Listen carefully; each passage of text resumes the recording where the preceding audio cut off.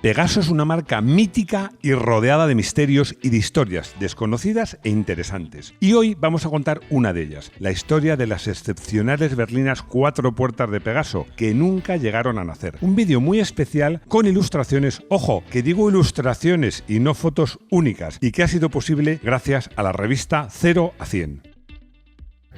Bienvenidos a Garaje Hermético. Ciérrate con nosotros.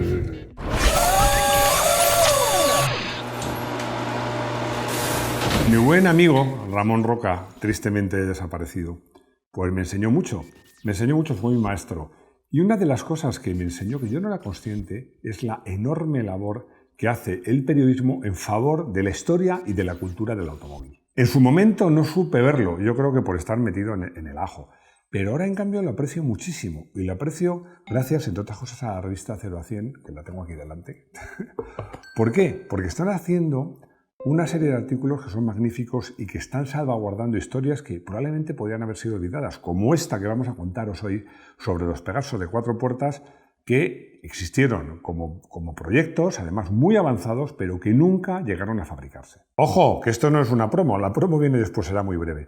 Pero, ¿por qué cuento esto? Porque hablando con aficionados, amigos, aficionados a los clásicos, muchas veces sale a relucir la revista 0 a 100 y todos coincidimos. Hay gente que no se ha suscrito y que luego la va a ir buscando por ahí en salones de clásicos y cosas de estas, porque os aseguro que hay artículos para el aficionado, sobre todo para el aficionado que quiere saber, realmente imprescindibles. Oye, ahora viene la promo, ¿no? Ahora viene la promo.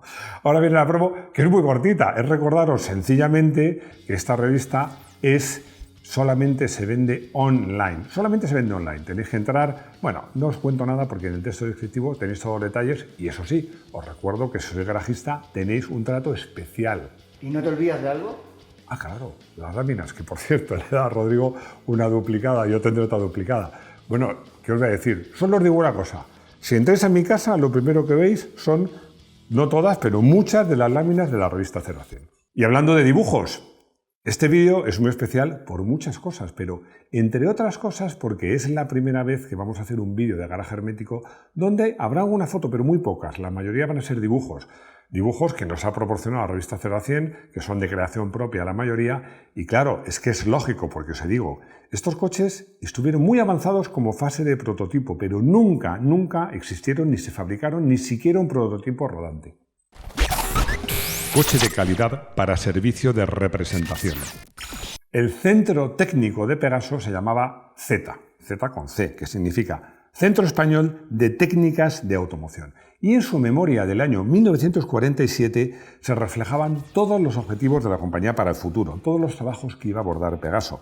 Se hablaba de camiones, de autobuses, de autobastidores, de motores marinos, de tractores y se remataba con una frase que leo textualmente. Inicios de estudios y proyectos de un coche de calidad para servicios de representación y para exportación.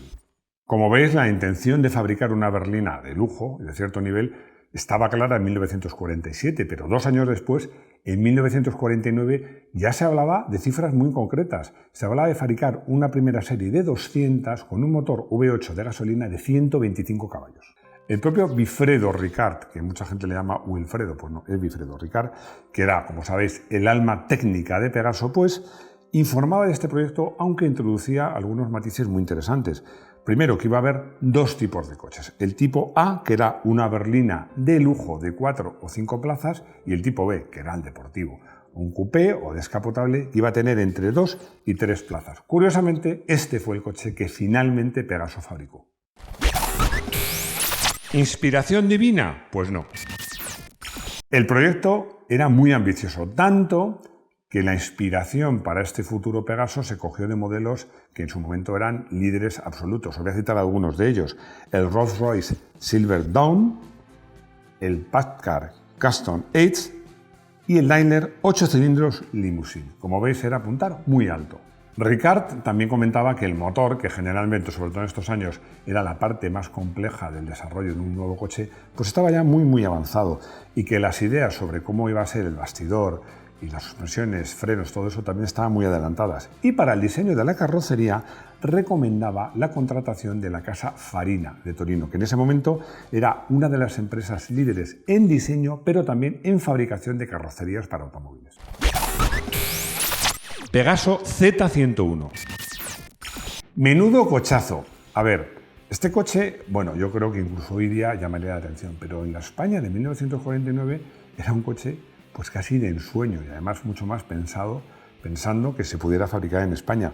En este primer diseño, que estaba prácticamente finalizado al detalle, pues se hablaba de un coche con una distancia entre ejes de 3,3 metros, una longitud de casi 5,5 metros y un motor V8, ojo, de 4,5 litros y 150 caballos a solo 4.500 revoluciones. Las suspensiones eran muy modernas para su época, muy modernas, las delanteras independientes y las traseras con un sistema que entonces estaba muy de moda, que era el eje de Dion. ¿No sabéis qué es el eje de Dion? Bueno, hicimos un vídeo hablando de suspensiones y lo contamos, pero os lo cuento en breve. El eje de Dion, ya sabéis que en un eje rígido normalmente el diferencial se mueve con las ruedas, pues un eje de Dion no, es un eje rígido pero es tubular y el diferencial va anclado al chasis, con lo cual el peso no suspendido, que es muy importante, aquel que las suspensiones no amortiguan, se rebaja sustancialmente. Leyendo y viendo lo que Ricard y su equipo pues proponían, me permito pensar, esto es una opinión, que les dio un subidón, porque en un principio pensaron en un motor V8, no es que pensaron, es que lo diseñaron, ese motor de hecho se llegó a fabricar, pero es que incluso pensaron en un motor V12. Bueno, lo pensaron, pero luego se dieron cuenta de un pequeño detalle, que no cabía en el capomotor del coche que habían diseñado. Pegaso Z102. Me dice Rodrigo que me estoy comiendo la Z de los Pegaso. Bueno, cuando digo Pegaso 101 o 102, obviamente me refiero al Pegaso Z101 y ahora al Pegaso Z102, que nace como coupé, un coupé de dimensiones más reducidas, porque de hecho la distancia entre ejes se rebaja a 2,9 metros y la longitud de casi 5,5 metros a 4,8 metros.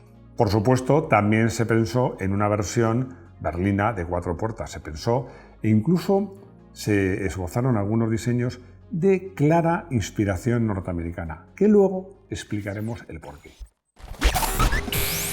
Pegaso Z104. El proyecto sigue avanzando, sigue mejorándose y en 1953 nace la versión o el proyecto Z104, que seguía contando con el excelente, el espléndido motor V8, pero que había muchos cambios, sobre todo en el apartado de suspensiones, que se mantienen independientes las delanteras, pero en las traseras se abandona el eje de Dion por unas suspensiones independientes, bueno, pues probablemente mejores y más modernas. Eso sí, en el eje trasero se toma una idea tomada entre otros, que utilizaban entre otros Jaguar, que era poner los frenos en vez de en las ruedas a la salida del diferencial. ¿Con qué intención? Como os he dicho antes, reducir el peso no suspendido, aquel que sigue el perfil de la carretera. Bueno, esto lo hacían coches de competición, lo hacían coches, por cierto, mucho más tarde, como Citroën GS, y una de las marcas que primero empezó a hacerlo fue Jaguar. Hubo además una segunda versión de este Z104, una versión más posibilista, y es que esta versión, el diseño se le encargó a la firma italiana Touring, que tenía mucha experiencia y que hizo un coche, como os digo, más posibilista y además un poquito más recortado de dimensiones. El Pegaso híbrido. No os asustéis, que no hablo de un Pegaso híbrido de gasolina y eléctrico. ¡Qué susto me habías dado! No te asustes. Lo llamaban y lo llamo híbrido porque era un proyecto nacido de la cooperación entre la firma española, entre Pegaso, y la firma norteamericana Studebaker, o Studebaker, como queráis llamarlo. Lo digo así con la cabeza, Studebaker. La marca americana en esos años tenía una gama muy amplia y muy atractiva que llamó la atención de Ricard. Bueno, en concreto, el coche en el que se inspiraron fue el Studebaker. A mí me gusta más Studebaker, pero bueno. Studebaker Commander, que en 1953 fue la base para este modelo de Pegaso. Y es que, fijaos que tiene lógica, porque en el Commander, la publicidad del Commander decía literalmente: el nuevo coche americano al gusto europeo. El acuerdo era muy ambicioso y además no se circunscribía al ámbito de los coches. Circunscribía, qué palabra, pero bueno, me ha salido bien a la primera. Pero bueno, de hecho, en el contrato figuraban cláusulas como esta que voy a leer.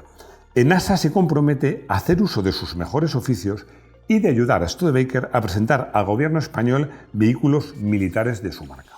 Llegados a este punto, conviene recordar que es que la relación de Wilfredo Ricard con la marca norteamericana Studebaker era muy estrecha, porque es que en los tiempos en que Ricard estaba en Alfa Romeo, la marca americana intentó fichárselo y llevárselo al otro lado del charco.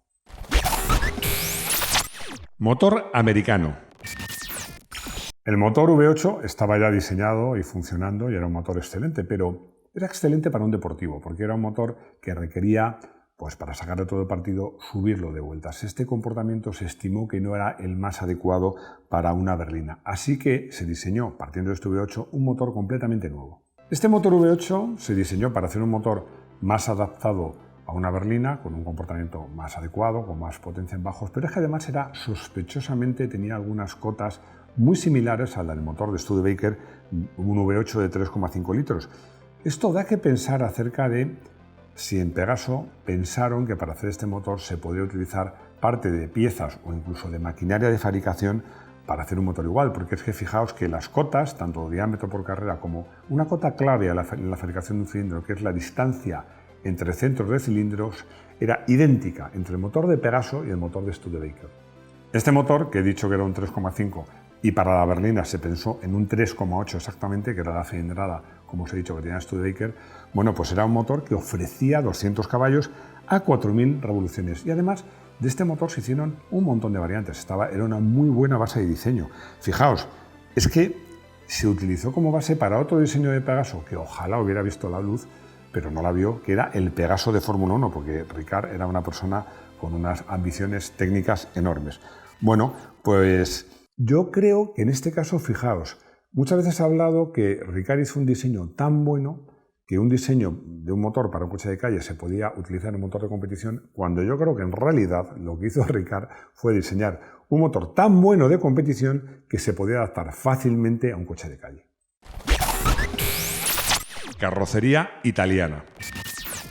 En estos años, Studebaker estuvo al borde de la quiebra y Pegaso, que no quería detener su proyecto por un lado del mundo, pues en vez de mirar a un lado, bueno, no sé cómo, en vez de mirar a un lado, mira a otro, vamos. En vez de mirar a Norteamérica, miró a Italia. Y entonces, pues, le pidieron en 1956 una propuesta a la marca Touring para la fabricación del Z104. Bueno, ya en esta fase el proyecto estaba muy avanzado, ya se hablaba de fabricación y de dónde se iba a fabricar, porque en esa fecha existía, bueno, son unas instalaciones que para otra marca siguen existiendo. A la salida de Madrid, hacia el noreste, había una fábrica enorme. Fijaos que es que se sigue llamando entre los madrileños más viejos, la ciudad de Pegaso. Y ahí es donde se iba a fabricar, se fabricaron muchos camiones Pegaso y donde se iba a fabricar esta berlina.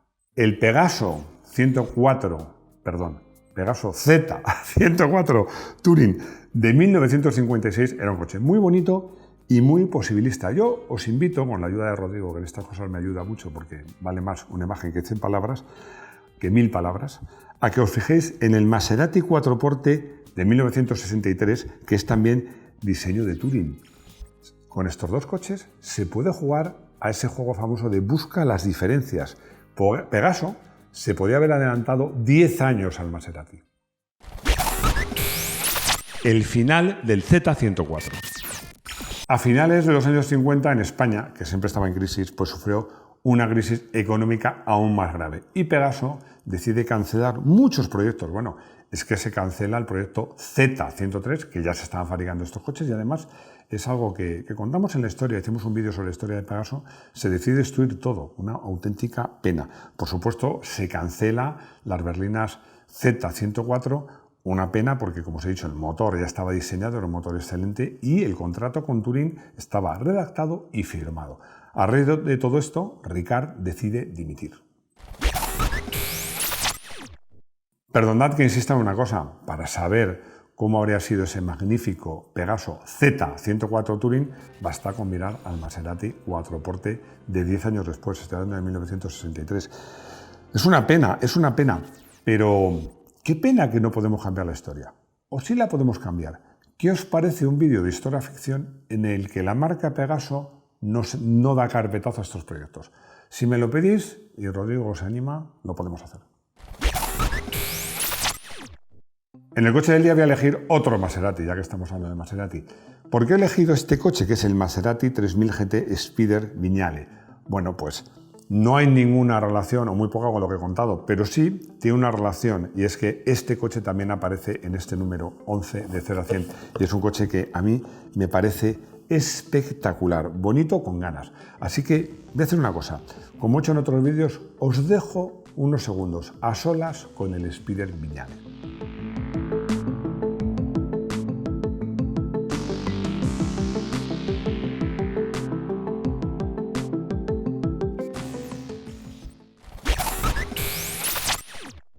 Pietro me hace una pregunta muy directa y es si respondemos las consultas por correo o no. Bueno, Pietro tiene razón porque en su momento dijimos que no íbamos a contestar las preguntas por correo, pero nos han seguido... Electrónico, por supuesto. Bueno, por correo electrónico.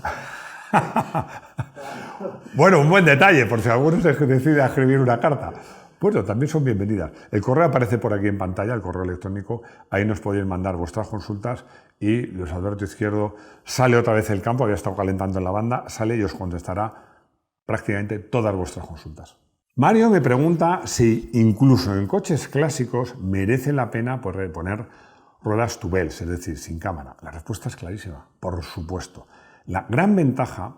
Porque dices, bueno, ¿es que las ruedas tubeless no pinchan? Sí, sí pinchan. Si se le mete un clavo, acaban perdiendo el aire. Hay una diferencia importante. Lo que no hacen las ruedas sin cámara es reventar. Esa es la gran diferencia. Una rueda con cámara, si pinchan, revienta. Pierde el aire repentinamente, la cámara explota como un globo, pierdes el aire y es muy fácil perder el control de un coche. Mientras que un neumático sin cámara pierde el aire lentamente. De hecho, puede ser, me ha pasado a mí, que llegues, no notes nada, paras a comer y cuando bajas la rueda está en el suelo.